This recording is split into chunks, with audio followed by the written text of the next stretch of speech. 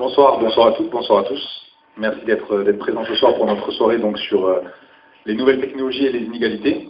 On est content d'accueillir six personnalités très intéressantes et avec des points de vue très différents sur ce sujet. Donc on aura l'occasion d'en redébattre. Ce qui va se passer, c'est que d'abord on va faire une petite présentation, le cadre dans lequel s'inscrit cette soirée, présentation de l'association. Chacun après se présentera dans un premier tour, présentera un petit peu sa structure, qu'est-ce qu'il fait, etc. Et ensuite, chacun reprendra la parole pour avoir une petite ouverture, pour ouvrir un petit peu le débat avec une série de questions, une série peut-être de mise en garde, etc. Et puis ensuite, il y aura l'interaction avec vous. Donc il y aura un hashtag qui va être mis en place si vous voulez participer. Et puis on viendra aussi vous passer le micro. Et le but, c'est que le débat soit vraiment ouvert. On a des intervenants sur des sujets très variés et pointus sur leur sujet. Donc ce sera, je pense, très intéressant. Merci beaucoup pour la transition qui effectivement est idéale puisque je vais effectivement vous parler du transhumanisme. Alors moi je suis simplement doctorant en philosophie, je n'ai pas de spécialité particulière, parce que je prends la question sous un angle philosophique.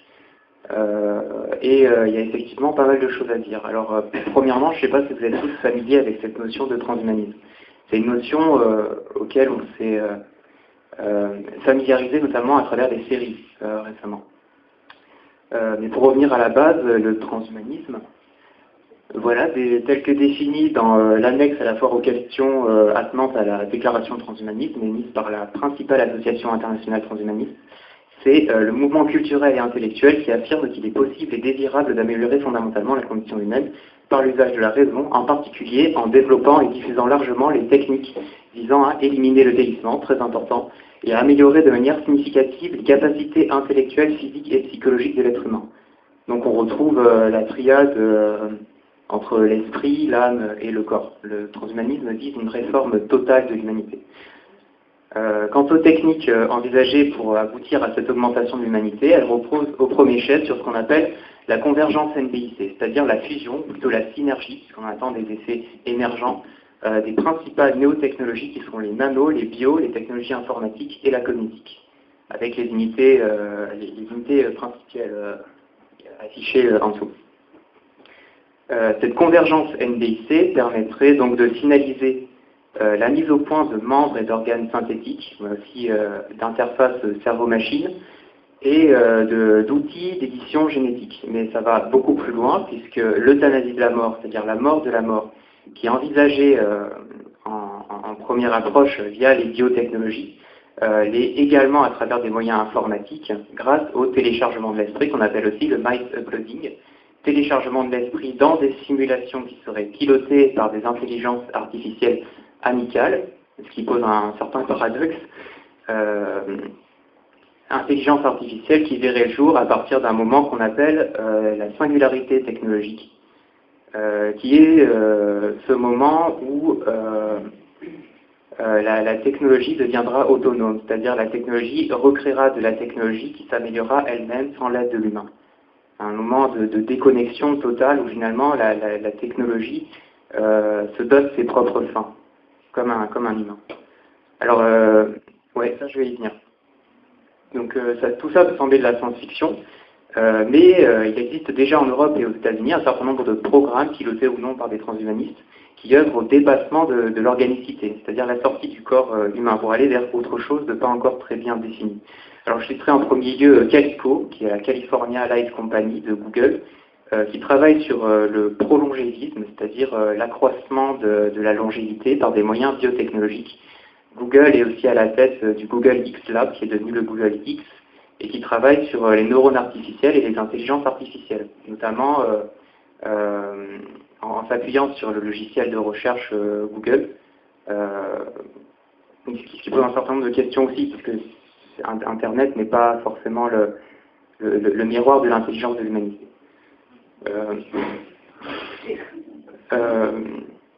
Voilà, alors je voulais parler aussi de la fondation Mathusalem, alors qui travaille aussi sur le prolongévisme, l'augmentation de l'espérance de vie, et qui remet chaque année 2 prix qui sont les Mathusalem Prize, en référence à ce patriarche biblique qui a vécu très longtemps, pour les équipes de chercheurs qui ont réussi à repousser l'espérance de vie d'une souris, ou à la faire rajeunir. Alors on a déjà des techniques qui permettent de faire ça, la restriction calorique, mais des choses un peu plus invasives aussi. Et on a également l'Université de la Singularité, qui est pilotée par le technoprophète Raymond Kurzweil, dont on entend beaucoup parler, qui a écrit Humanity 2.0, la Bible du changement, qui est le manifeste transhumaniste par excellence, qui est très difficile à trouver en France parce qu'il n'est pas réédité, et pour cause. Et en Europe et aux États-Unis, alors là c'est un projet de grande envergure, le Brain Project et le Brain Initiative, qui vise à réaliser l'ECE, c'est-à-dire l'émulation de cerveau entier, recréer un cerveau par des moyens informatiques ou mécaniques sur lequel on pourra expérimenter sans limite. Alors des médicaments pour des pathologies neurodégénératives, mais aussi des slogans publicitaires ou des techniques de désinformation ou d'ingénierie sociale. On n'est pas limité dans tout ça. Et ce que vous voyez là, donc, c'est un projet, le projet 2045 de Itskov Dmitri, c'est un milliardaire russe, aussi nommé projet Avatar, qui résume un petit peu toutes ces technologies et qui se donne pour feuille de route de réaliser, donc, dans la première décennie, un avatar qui serait un robot piloté à distance, puis dans la deuxième décennie, un avatar sur lequel on transplanterait le cerveau d'un humain après sa mort biologique, de façon à ce qu'il puisse vivre ad aeternam. Dans la décennie 2030-2035, il s'agirait d'évoluer encore une fois en téléchargeant l'esprit dans le hardware de la machine qui serait donc entièrement électronique. Ça donne c'est plus intéressant puisqu'on est moins exposé aux atteintes biologiques, aux maladies, ce genre de choses que si on écoute le cerveau directement. Et on termine avec hologram-like avatar, donc un esprit qui fonctionnerait à l'intérieur d'une simulation informatique et qui, lui, serait totalement à l'abri de la souffrance, de la mort et des autres choses qui font que nous sommes humains, tout simplement. Donc le transhumanisme a une genèse historique et intellectuelle qui est tout à fait passionnante et qu'on peut faire remonter à la quête d'immortalité de Gilgamesh et qui a connu des heures de gloire un peu plus récentes avec les conférences Nazi au sortir de la Deuxième Guerre mondiale qui ont donné le là de la cybernétique, donc le rapprochement entre les sciences cognitives et l'informatique. On va commencer à comprendre le cerveau comme une machine.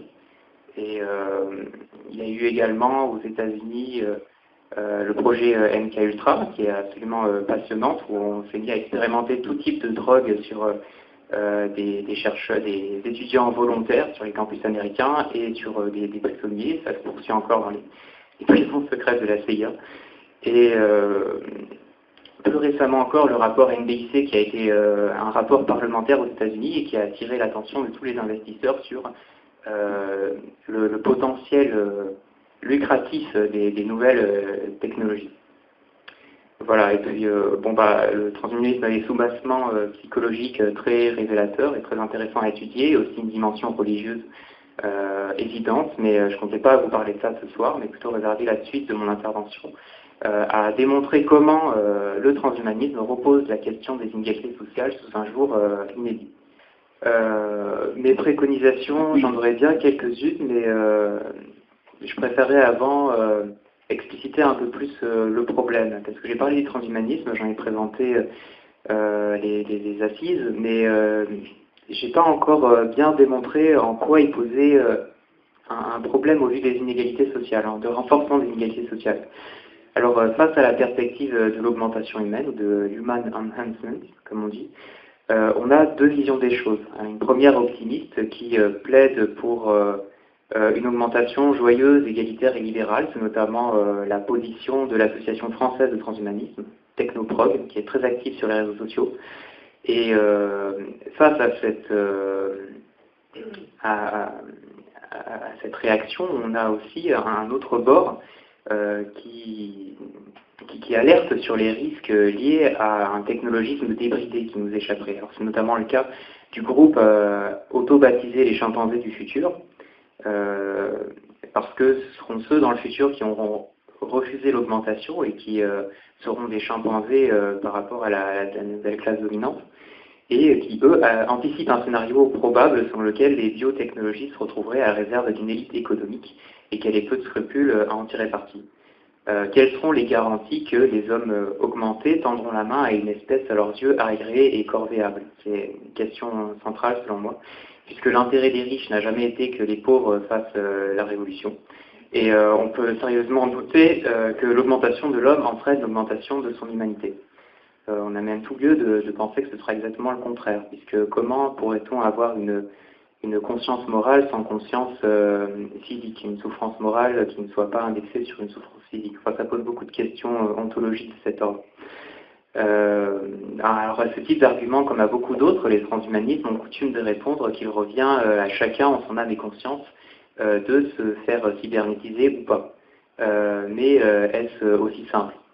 Alors en ce qui me concerne, difficilement, et on y arrive, déjà parce que la donne n'est plus la même une fois les premiers post-humains mis en circulation. De la même façon qu'un sportif augmenté aura de meilleures performances qu'un sportif cis-humain ou bioconservateur, un travailleur augmenté aura de meilleures chances d'accéder plus haut dans l'échelle sociale et d'obtenir les postes de commandement. C'est bien que le futur pourrait être hypothéqué, juste on n'a pas bon, c'est pas grave, par une concurrence entre une post-humanité d'élite et une humanité qui se délite. Et c'est qu'à ce moment-là que le choix viendra à se poser avec toutes ses implications, l'augmentation ou la relégation. Donc on a connu des choix plus libres. Encore faudrait-il ajouter que ce choix supposé de l'augmentation dépend de conditions qui mettent en œuvre davantage que les scrupules moraux, philosophiques ou religieux des sapiens éligibles à l'augmentation. Je pense à l'économie, donc l'économie en première détermination, puisque l'augmentation n'est pas gratuite, tant s'en faut, même si l'Association française de transhumanisme plaide pour sa prise en charge par la sécurité sociale. Alors des œuvres d'anticipation comme Bienvenue à Gattaca, dont j'avais mis une image, ou Time Out mettent en garde contre les risques liés à une libéralisation du marché de l'augmentation, tout simplement parce que seuls les plus fortunés en bénéficieraient, accentuant par là même les inégalités sociales. Alors je vais finir par quelques questions ouvertes. Déjà, doit-on s'attendre à l'émergence d'une hyperclasse transhumaniste, voire un parti transhumaniste qui aurait des revendications très différentes, des revendications démocratiques?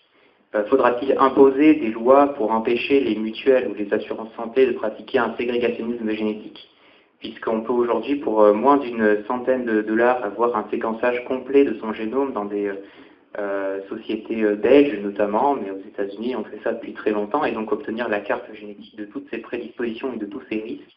Donc ça c'est un document qui pourrait intéresser beaucoup les prêteurs et les assurances.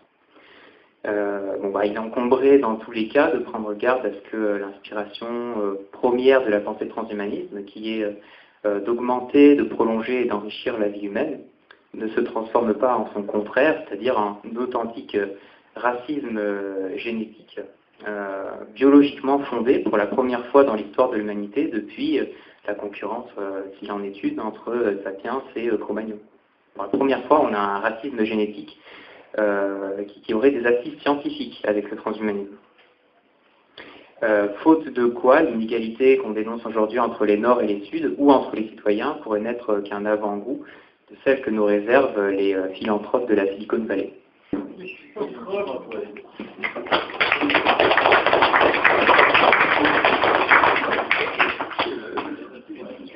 Merci à vous, merci Pascal, Myriam, Marie, Simon, Nathanaël et Frédéric. Donc maintenant je vais laisser chacune et chacun qui a envie de poser une question, lève le bras et puis je me dirigerai vers cette personne pour répondre. Je vous demanderai juste dans les questions de ne pas être trop long et de pas essayer de pas trop dépasser 1 ou 2 minutes pour qu'on puisse laisser après les intervenants répondre. Et si vous avez une question spécialisée vers quelqu'un, n'hésitez pas à le nommer ou à le montrer du doigt. La première des choses, c'est de remercier toutes vos associations réunies des problèmes et des questions fondamentales que vous posez et qui font ces questions fondamentales qu'on se sent isolé dans son coin, surtout quand on n'est pas de la prime jeunesse. Personnellement, j'étais professeur de philosophie, donc nous avons de nombreux enfants, nous avons vécu dans un pays sous-développé, à l'époque au Mali, j'ai écrit un livre d'ailleurs là-dessus, et donc tous ces problèmes que vous évoquez tels que vous évoquez, que vous développez, rejoignent ma lecture de cette semaine, qui est celle de l'homme nu. Alors vous avez dû lire l'homme nu, parce que tout ce que vous avez dit, si vous voulez, se trouve dans ce livre, hein, L'homme nu, qui a été fait par Deguin et Labbé. Ça vous dit quelque chose, non? Alors c'est tout à fait les propos, l'interrogation, la mise en garde, la manière de se protéger possiblement qui, si vous voulez, éclate dans ce livre. Il se trouve que je l'ai lu cette semaine et que j'ai le bonheur de partager avec vous ce moment dont je vous remercie. Je ne suis pas scientifique. Et la question que je pourrais poser, mais qui est un peu un défi, est-ce qu'on peut boycotter Big Data? Ce qu'on va faire, c'est qu'on va prendre 2-3 questions. N'hésitez pas à les noter ou à les refaire dire, et puis après vous interviendrez, d'accord? Et là, pour répondre à la question, il y a une campagne en ce moment contre Apple. Oui. Par rapport à l'évasion fiscale, à l'obsolescence des appareils, à la difficulté de les réparer, on s'attaque un peu à un. Bonjour, je suis Thierry Star, je vais une partie. Ma question, c'est sur le transhumanisme. Selon vous, à quel moment commence le transhumanisme? Dire une prothèse, à partir de quel moment on peut parler de transhumanisme?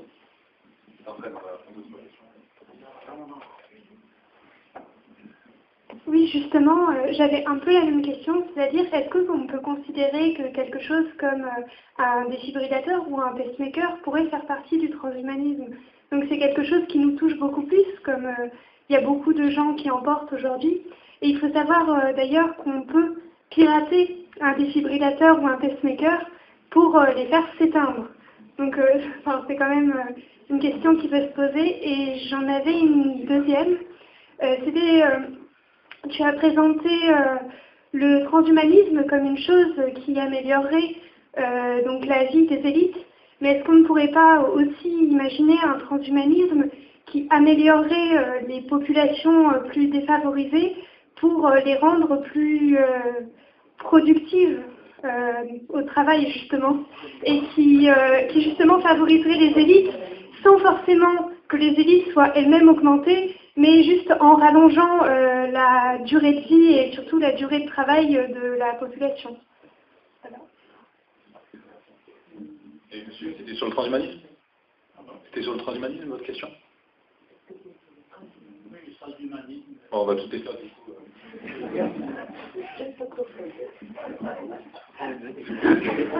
Oui, décidément, le transhumanisme est très, comment dire, sur la sellette, si on peut dire. Alors le hasard fait effectivement, moi également j'ai vu l'homme nu, donc avec mon épouse. Je suis également prof de philosophie. À l'époque, j'avais fait une thèse sur le temps et les possibles. Et une de nos filles travaille sur l'espèce humaine et travaille beaucoup sur le transhumanisme. Voilà, d'une part. Alors la question que je voudrais vous poser, quelqu'un de parmi vous a dit qu'il fallait réfléchir plutôt là où l'on va, plus réfléchir où nous allons. Voilà l'expression que vous avez eue, je crois. La question que je voudrais vous poser, est-ce que il est possible de ne pas y aller? Est-ce qu'il est possible de ne pas y aller en reculant? Est-ce qu'il est possible de se mettre de côté, sans pour autant évidemment renier ce qui est acquis? Alors parce que le danger qui est en cours, vous l'avez signalé avec beaucoup d'intuition et, comment dire, je ne dis pas de prémonition, j'espère qu'on se trompera l'un et l'autre, les chercheurs, les penseurs vont jusqu'à considérer que, non pas le risque, mais presque la chance pour quelques-uns, c'est qu'une nouvelle espèce apparaisse. L'espèce qui serait un post-humain, on simplifie, mais c'est la notion même d'humain qui disparaîtrait. C'est, vous avez dit, donc avec beaucoup de, comment dire, effectivement, de clarté, c'est qu'un surplus une augmentation de l'humain n'engendre pas forcément une augmentation d'humanité. Ce serait peut-être même l'inverse. Voilà. Oui, alors je prends les questions les unes à la suite des autres.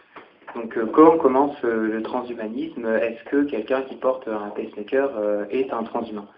il y a une distinction qui apparaîtra claire au premier abord, mais qui en fait n'est pas du tout, qui permet de faire le départ entre ce qui relève du transhumanisme ou du soin. C'est tout simplement, est-ce que la prothèse va servir à réparer quelque chose ou à améliorer quelque chose?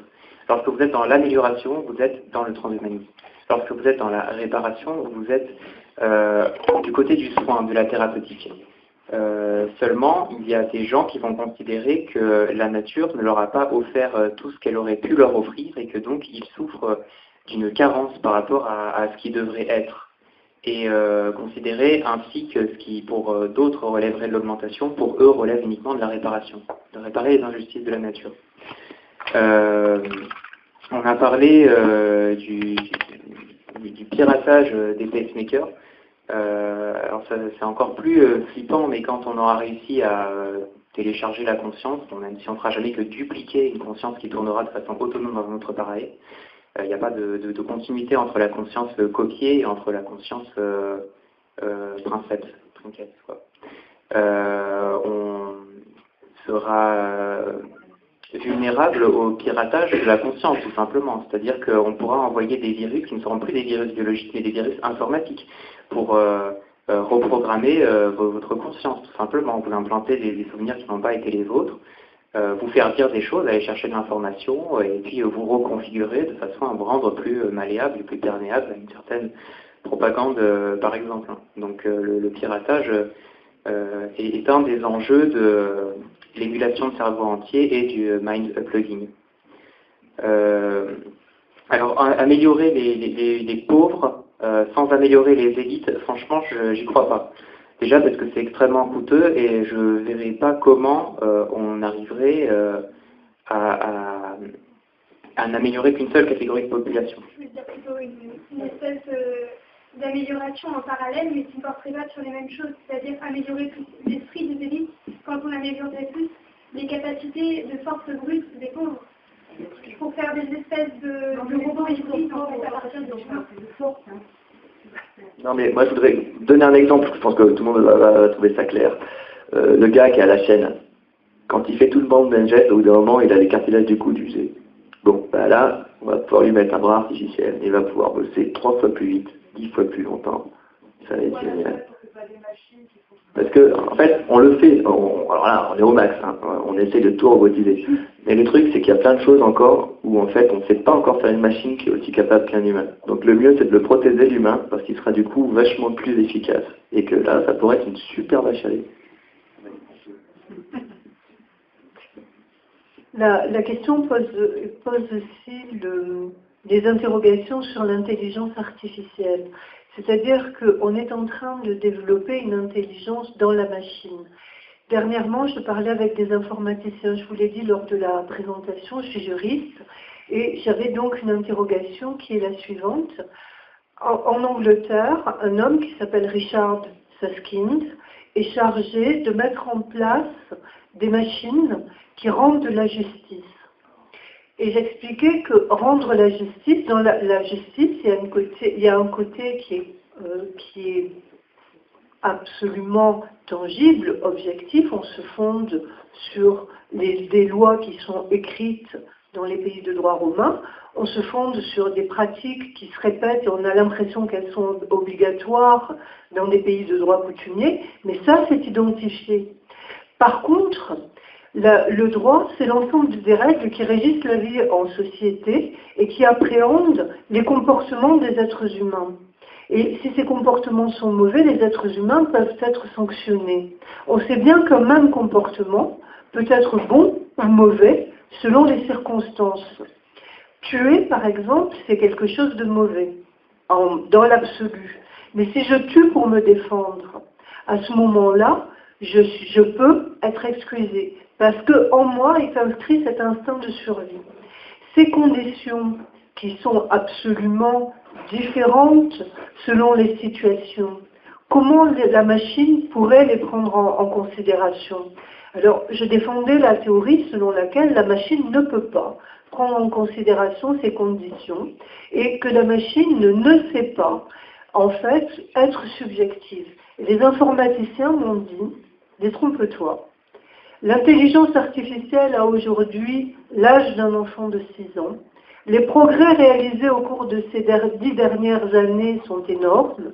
Probablement que dans 10 ans, la machine pourra reproduire ce que produit un cerveau humain, y compris l'émotionnel. Je leur disais, l'émotionnel que l'on a ne pourra pas être pris en considération. Je me disais, détrompe-toi, ça va être fait probablement dans les 10 ans qui viennent, si on suit toujours les mêmes process de recherche.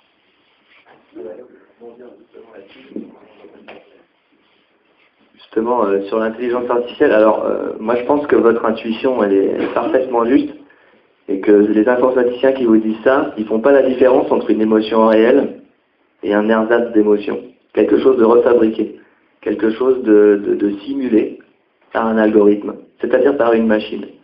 Alors là je renvoie à la vidéo, je sais plus c'est la 1 ou la 2, où je reviens au début de la 2 je crois, que je reviens sur ce concept d'intelligence artificielle. Pour moi c'est un oxymore. C'est l'association de 2 termes contradictoires, comme un soleil noir, bref.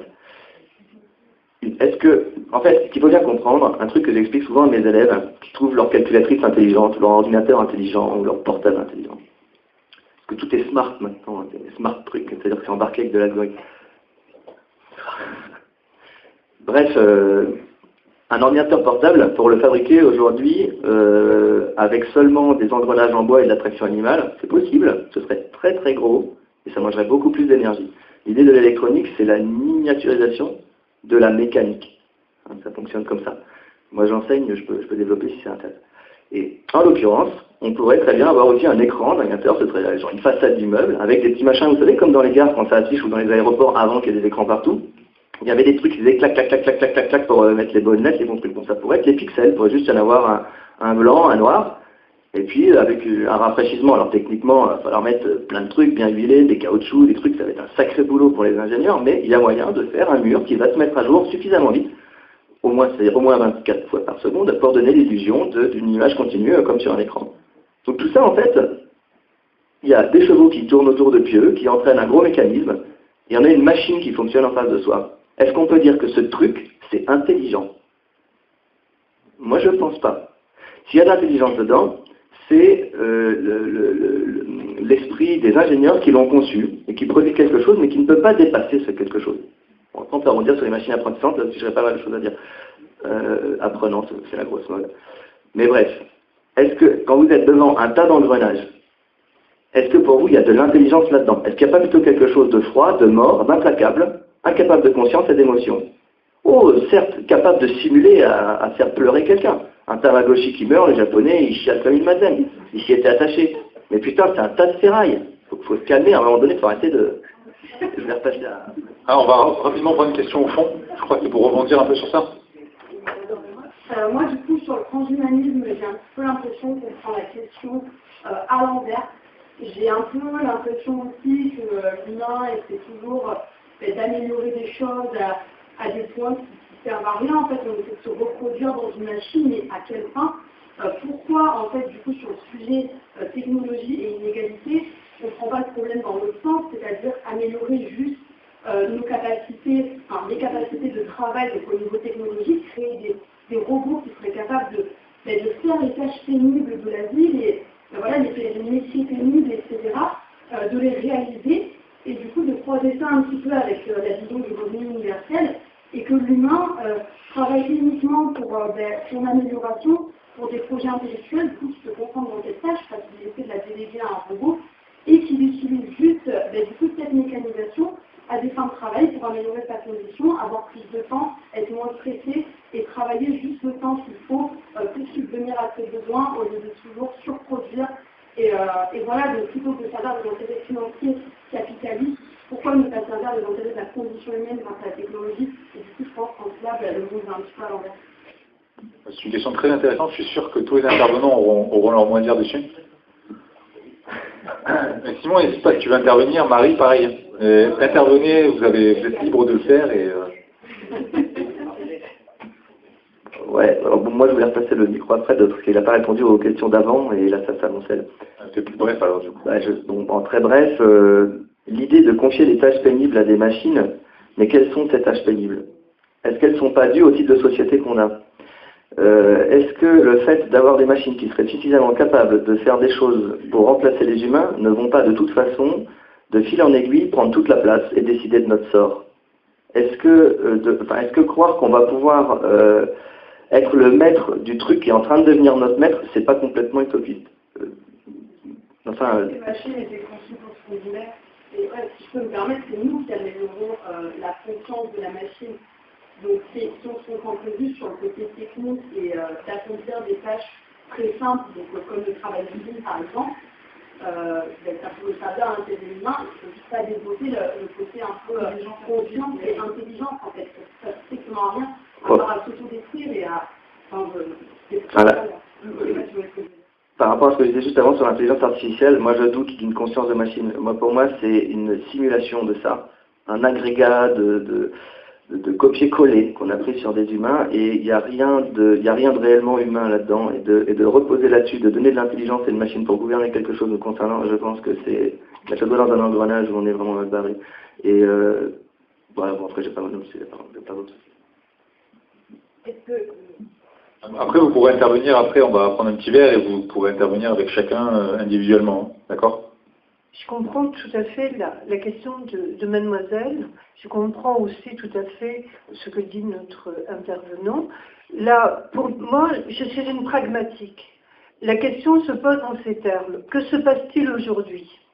Aujourd'hui, je constate qu'il existe des process d'intelligence artificielle.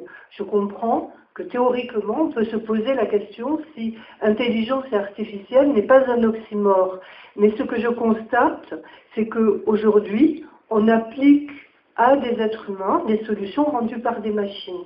Et je me pose la question de savoir si c'est quelque chose qui est logique, qui est acceptable ou pas, et si on le refuse, dans quelle mesure effectivement on peut le refuser, parce qu'on ne peut pas aller à contre-courant d'une évolution. Nous sommes des milliards sur Terre, nous ne sommes pas seuls à décider, nous sommes en face de l'altérité. Et donc, comment faire face à ça? C'est la loi du nombre et de la majorité qui décide, face à une majorité qui peut décider sur la base de l'économique.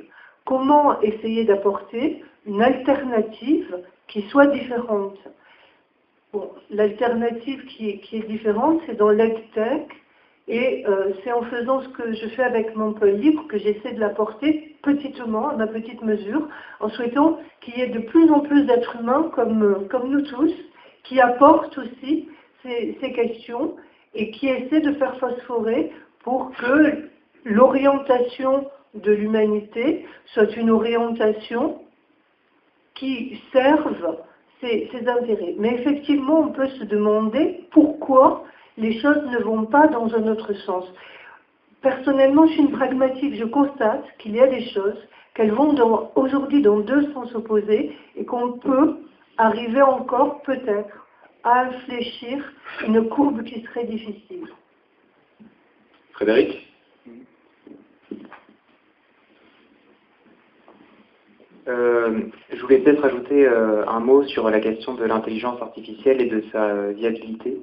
Donc on remarque que dans l'histoire de la philosophie, on a mis beaucoup de temps à essayer de trouver des critères qui nous distinguaient de l'animal. Et aujourd'hui, la question s'est déportée sur les machines. On cherche à savoir ce qui nous distingue des machines. Donc on a commencé par indiquer la raison. Et il s'est avéré que Deep Blue, par exemple, a battu Kasparov aux échecs et infligeant une blessure narcissique supplémentaire à l'humanité. Nous sommes dépassés en raison par les machines. Très bien. Alors à partir de là, on a cherché d'autres critères. Et c'est ce qu'on voit à travers le cinéma, par exemple. Et le deuxième critère, ça a été l'émotion, l'émotionnel.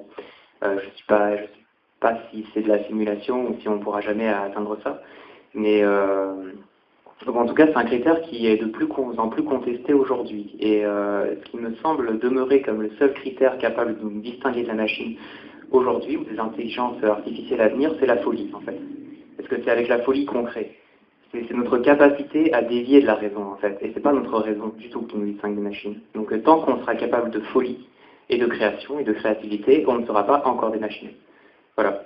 Et Ensuite, ce que vous avez dit tout à l'heure sur la robotisation de la classe ouvrière, je veux dire une classe ouvrière robotisée qui ferait toutes les tâches du lumpenprolétariat en lieu et place des humains, leur dégageant davantage de temps libre pour faire de la création, de l'art, de la politique.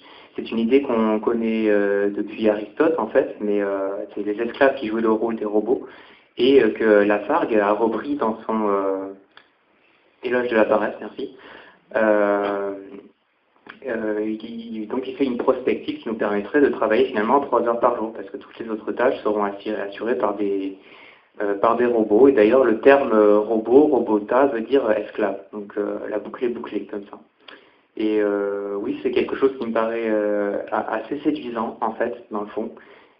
Mais d'une part, ça pose le problème de la dépendance par rapport aux machines. Qu'est-ce qu'on fait s'il y a je sais pas, une étoile qui pulse, ça brouille les champs magnétiques, ça fait un EMP, le machin il fonctionne plus, et un bug.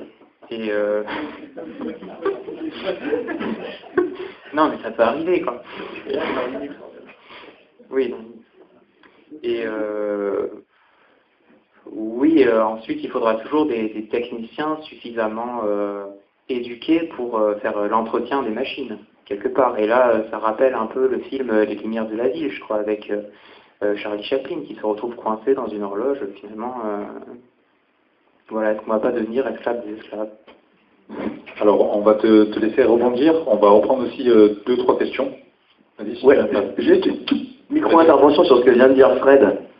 La machine, l'idée qu'elle nous rend service, mais quand on regarde les ouvriers aujourd'hui qui sont autour des machines dans les usines, ils passent leur temps à soigner la machine, maintenir la machine, ils sont au service de la machine. Ils sont là pour pallier ce qu'elle ne sait pas faire et pour la réparer, pour l'entretenir, pour veiller sur elle. Il n'y a pas tellement... Enfin, qui est au service de qui?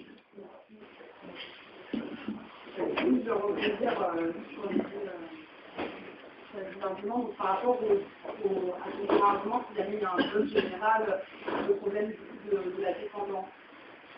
J'ai envie de dire que maintenant il y a un bug général, le problème de la dépendance c'est exactement le même.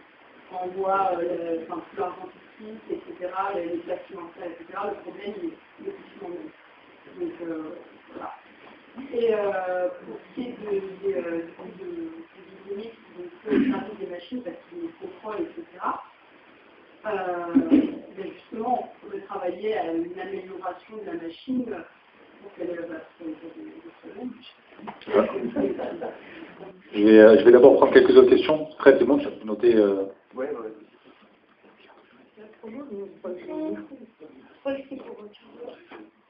C'était pas vraiment pour poser une question, c'était peut-être pour essayer de faire une remarque, enfin d'essayer de faire peut-être un parallèle. Moi, je suis d'accord avec les intervenants et je crois qu'on peut faire un parallèle entre, on va dire que ce dont on parle là, on parle de culture en fait, de ce qu'on échange par Internet, c'est de la culture. Moi, je dois faire un parallèle entre agriculture et culture. Et je crois qu'il se passe au niveau de la culture exactement ce qui se passe au niveau de l'agriculture, c'est-à-dire que si on ne sort pas de l'agriculture productiviste, enfin vous êtes au courant de ce problème d'épuisement des sols, de l'agriculture intensive qui entraîne de stériliser le vivant, d'évacuer complètement le vivant. Je pense qu'il y a un parallèle à faire. Je pense que l'urgence de changer de système de production agricole, il est à peu près équivalent à l'urgence de revenir à des modèles de circulation d'informations, de communication, etc., qui soient, c'est compliqué comme sujet, mais on va dire faire de la permaculture, donc c'est ce que font les gens de la quadrature du net, du logiciel libre, etc., c'est-à-dire qu'ils essaient de faire des petits élots d'expérimentation d'une agriculture qui continue pas à ruiner la planète et à ruiner la vie. Parce que là, ce dont on parle, on a parlé d'intelligence artificielle, on a parlé de vie artificielle. Pour résumer et pas partir trop dans tous les sens, moi je crois qu'à terme, si on continue à faire pour la Terre ce qu'on fait au niveau du transhumanisme, c'est-à-dire de modifier l'individu. Je vais faire un autre rapprochement. Quand il parlait des émotions, je pense que les émotions artificielles, ça serait à peu près l'équivalent des arômes artificiels. C'est-à-dire que vous allez avoir dans une tisane, maintenant, si vous la prenez pas bio, vous avez des trucs qui ont tellement pas de goût, qui sont bourrés de pesticides, et donc on est obligé de rajouter, si vous prenez n'importe quelle tisane, truc à la fraise, n'importe quoi, tout est arôme artificiel maintenant. Et donc, en fait, au lieu d'avoir une vertu donc on tue la vie, en fait, tout simplement, on va la remplacer petit à petit, mais il y a un problème énergétique derrière. C'est-à-dire que faudrait pas oublier que tout ça, ça fonctionne au nucléaire. Voilà, et que le nucléaire, là, en fait, on a un gros souci. Je jette comme ça des trucs parce que je ne veux pas monopoliser la parole, mais je ne sais pas si j'ai été très claire dans mon parallèle. Éventuellement, je peux me demander de repréciser.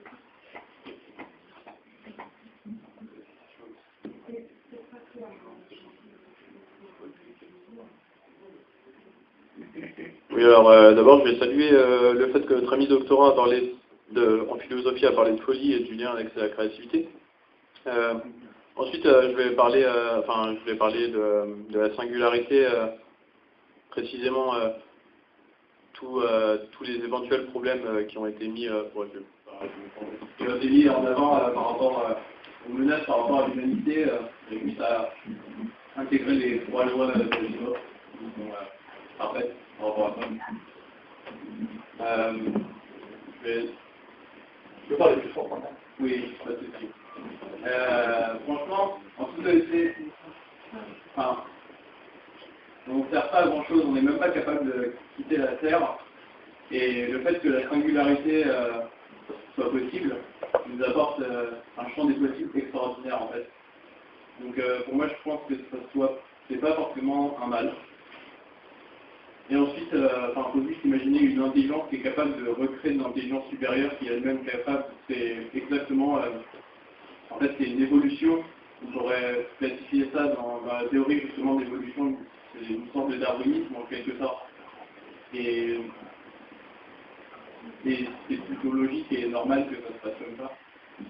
En fait, tous les gens qui sont contre la singularité et le fait que l'intelligence artificielle prenne le dessus, il me faudrait des arguments en fait. Pourquoi après il y a des gens qui... Bon, et on reprend une dernière question et puis après vous serez libre d'intervenir. Bonjour, je m'appelle Chloé et je suis contente que cette dame ait parlé de l'agriculture parce que je travaille dans un centre de recherche en agriculture pour le développement et je commence tout juste ma thèse sur le conseil agricole et les nouvelles technologies de l'information et de la communication. Voilà, et je vais sûrement être amenée à travailler sur des terrains en Afrique de l'Ouest. Il faut savoir que moi, je suis formée en sciences sociales et pas du tout sur les côtés, du coup, technologie. Et j'ai pas mal de questions, pas encore formées. Du coup, je voulais savoir si vous seriez d'accord pour m'apporter des idées, m'apporter vos points de vue, échanger plus. Voilà, notamment sur tous les aspects propres à la durabilité. Donc, j'écoute des émissions de radio sur le coût énergétique d'un clic, ce genre de choses. Mais j'ai encore du mal à me figurer pas mal de ces enjeux. Donc si vous êtes ouvert à la discussion, vous avez des références à me transmettre, je suis tout à fait preneuse. Merci. Une prise de rendez-vous, je n'y connais pas. On reviendra après, il y aura des petits verres, il y aura de quoi boire et de quoi manger, donc vous pourrez échanger facilement. Et je vous laisse répondre aux questions. Je vais encore prendre les questions dans l'ordre. Déjà, on a évoqué le fait que s'il y avait un bug aujourd'hui, ce serait la catastrophe. Mais c'est pas parce que c'est déjà la catastrophe aujourd'hui, c'est bien que ce soit encore la catastrophe après. Après, des machines qui ne tomberaient pas en panne, je ne sais pas si c'est possible, mais il faudrait imaginer des machines qui réparent des machines. Et alors, qui réparera les machines qui réparent les machines? Du coup, d'autres machines, voilà.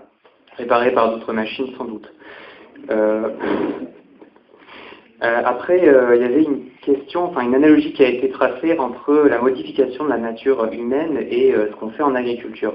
Alors c'est intéressant parce que chez les transhumanistes et les bioconservateurs, il y a deux positions par rapport à la nature humaine qui vont impliquer beaucoup de choses. Les bioconservateurs pensent que la nature humaine est fixe et qu'elle ne doit pas être modifiée outre mesure pour des questions religieuses, psychologiques, humanistes, ce qu'on voudra. Et les transhumanistes pensent que ce qui fait la nature de l'homme, c'est sa perfectibilité. C'est justement le fait qu'il dépasse les limitations. Donc on a deux conceptions de la nature humaine qui font que les deux sont compatibles avec ou contre le transhumanisme. La singularité, alors il y a des questions techniques très intéressantes. Il faut rappeler que c'est un concept à l'origine tiré de la science-fiction, d'un roman de Werner Vinge, je crois,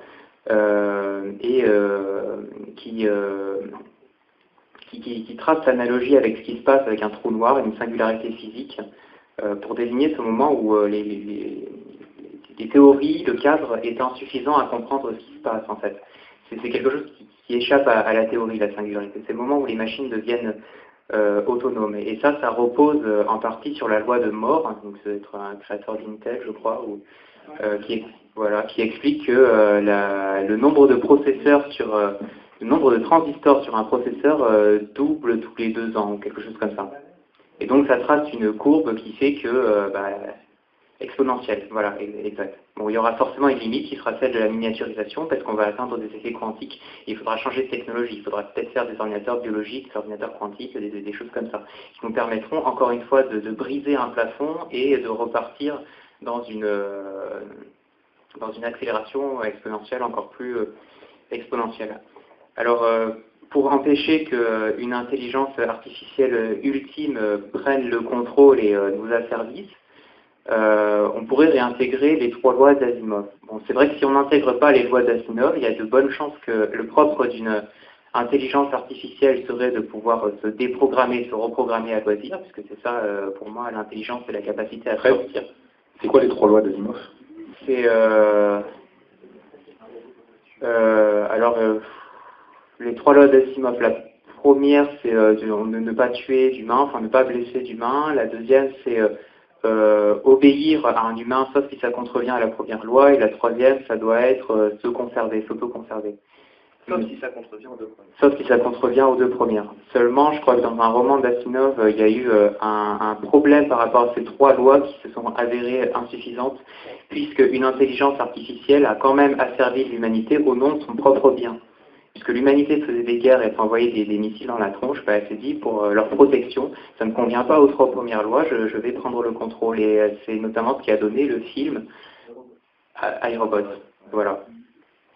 Donc, j'ai pas étudié l'incomplétude des 3 lois personnellement, mais voilà en tout cas ce que je pouvais répondre. Maintenant, sur le darwinisme technologique, c'est normal. Oui, mais est-ce que le darwinisme social, c'est normal aussi, par exemple? Ouais. Moi, je voudrais juste revenir sur ce terme de darwinisme et dire avant une chose sur cette singularité, enfin surtout par rapport à l'intervention qui a été faite. En gros, j'ai entendu qu'on ne sert à rien. Et moi, je vois pas qu'on va servir de mieux si c'est les machines qui font tout à notre place. En fait, j'ai l'impression que ça va être pire. Et je pense pas qu'on sert à rien, moi. Je pense pas qu'on doit voir la vie sous un angle utilitariste. Je pense pas qu'il faut servir à quelque chose. Que c'est pas ça la vie. Voilà. Et pour revenir sur darwinisme, on confond souvent darwinisme, ce qu'on appelle darwinisme social, on devrait appeler ça le spencerisme social.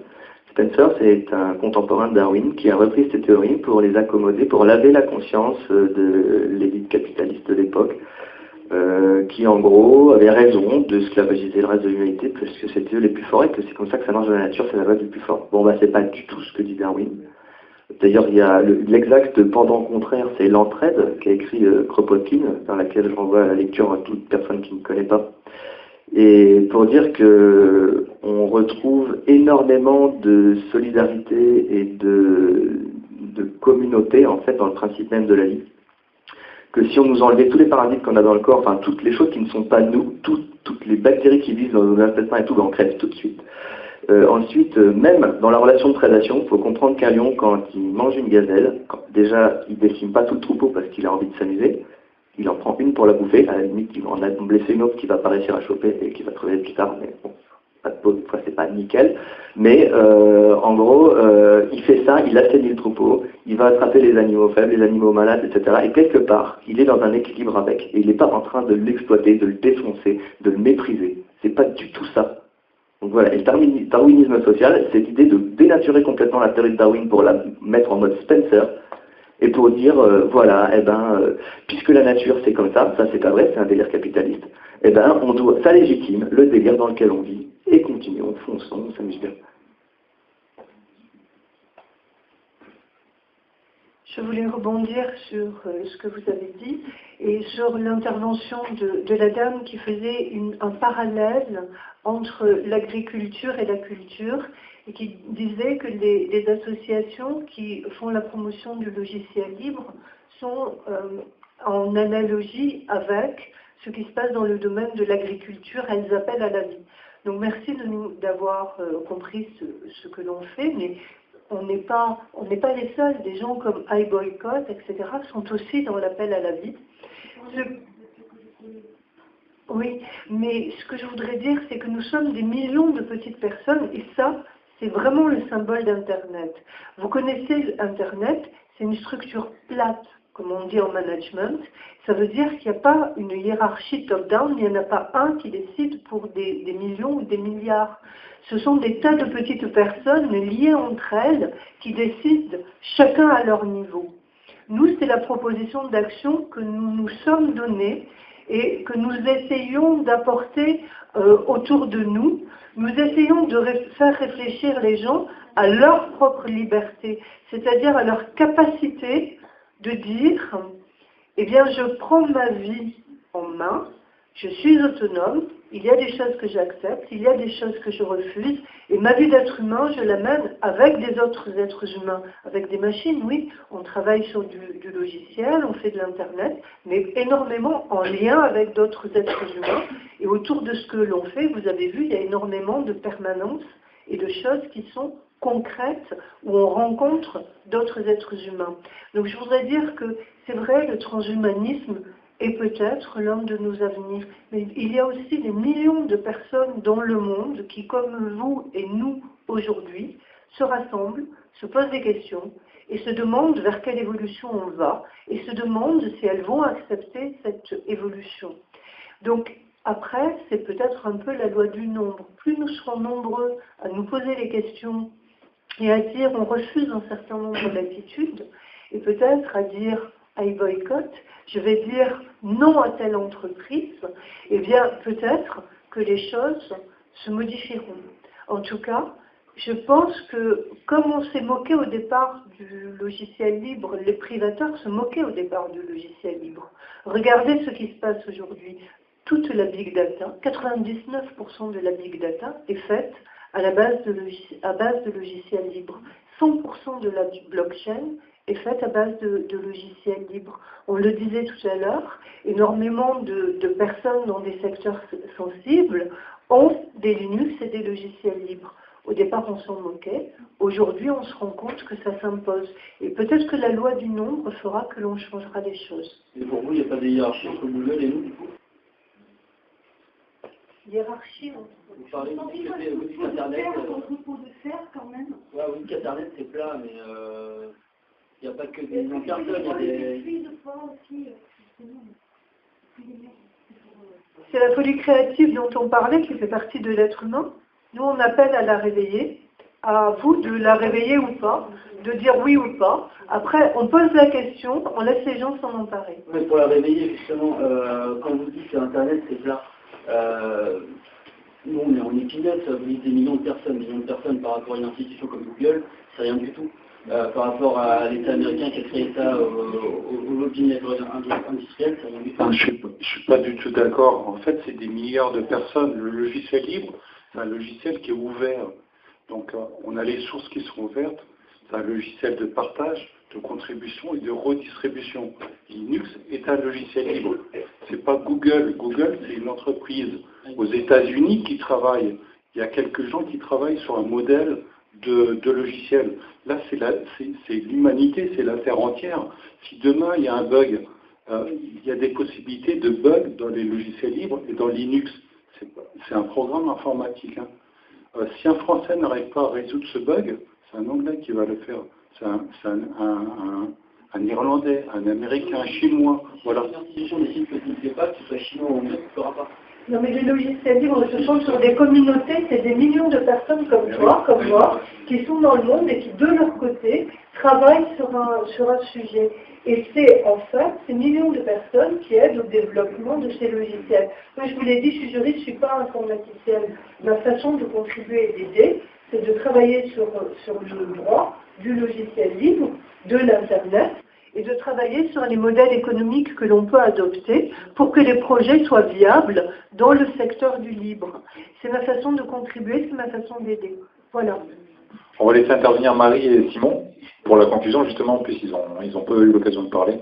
Non, oui, juste, en fait, parce que là, moi, je suis un peu admirative devant votre capacité à réfléchir et à exprimer votre pensée. Moi, ça va être un petit peu plus complexe.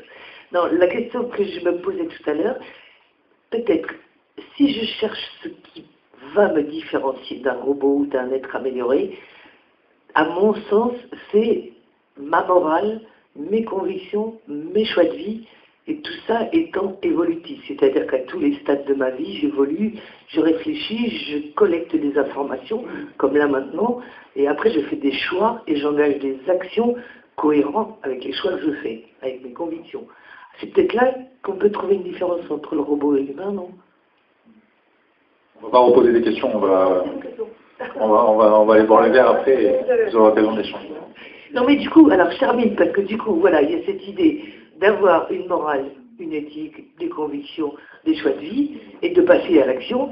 Et donc je reviens à Boycott quand même pour dire que voilà, moi je reste sur l'idée que cette association est une association utopiste, optimiste. Qu'en un an, ces jeunes ont réussi à fédérer presque 90 000 personnes, que donc l'année prochaine on sera 1 million, etc., etc., et que les entreprises finiront par céder à notre pression et à nos choix de bien traiter les salariés, de bien traiter les animaux, voilà, de ne pas piller les ressources de la planète, de justement éviter toutes ces inégalités. C'est mon espoir. Voilà. Je suis tout à fait d'accord avec cette proposition et j'en ai une autre. Donc si vous voulez passer au logiciel libre et à Linux, installer tout ça, vous n'êtes pas seul. On peut vous aider à vous accompagner, à comprendre déjà dans un premier temps ce que c'est un logiciel libre, à l'installer sur les ordinateurs et à le maîtriser. Donc on a des permanences. Je propose aussi à ce public de rester en contact avec les animateurs et pour pouvoir échanger après cette journée sur le transhumanisme, Boycott, tout ça, et les logiciels libres évidemment. Merci. Je propose que Simon nous fasse une petite synthèse de tout ce qui vient d'être dit. Et en tout cas, ouvre un petit peu la débat, voilà, tu as la parole libre, et après on ira voir le verre de la mission. Bon, ben merci de nous avoir invités déjà, parce que c'est passionnant, c'est intéressant. Après, je trouve personnellement qu'on s'est un peu écarté du sujet par rapport à transgène, transhumanisme, etc. Voilà, humain augmenté. Ça tombe bien puisqu'on a sorti un magazine en réalité augmentée, donc ces mots-là me sont familiers, mais pour une autre utilisation, pour transmettre le savoir aussi, donc c'est vrai qu'on n'a pas trop mis ça en avant. J'ai l'impression d'ailleurs c'est intéressant parce qu'on a parlé de robots, d'émotions de robots, et je me dis la peur est une émotion, alors comment un robot peut avoir peur? Moi j'ai l'impression qu'il y a beaucoup de gens qui ont parlé aussi qui ont peur de ça, de cette robotisation. Et moi je la ressens pas en fait, cette peur personnellement. Et j'espère que cette peur-là, elle s'atténuera avec le temps et que, voilà, que les choses s'arrangeront. Je peux que être optimiste pour finir, hein, je ne vais pas flinguer l'ambiance.